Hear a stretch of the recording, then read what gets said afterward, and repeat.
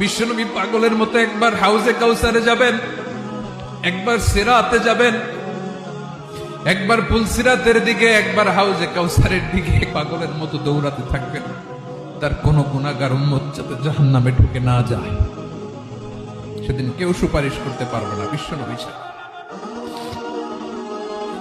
এজন্য 5 নম্বর আল্লাহ বললেন, মান যাল্লাযী ইয়াশফাউ ইনদাহু ইল্লা বিইযনিহি। কার সাহস আছে, কার এত বড় বুকের পাটা কিয়ামতের কঠিন দিন আল্লাহর সামনে দাঁড়িয়ে সুপারিশ করবে? কারো ক্ষমতা, কারো ক্ষমতা নাই। বিশ্বনবী সেদিন সিজদায় পড়ে উম্মতের জন্য কাঁদবেন, সবাই কাঁদবে, নফসি নফসি, আল্লাহ আমারে বাঁচাও, আল্লাহ আমারে বাঁচাও। বিশ্বনবী বলবেন, উম্মতি উম্মতি। বিশ্বনবী আমার জন্য কাঁদবেন, আপনার জন্য কাঁদবেন।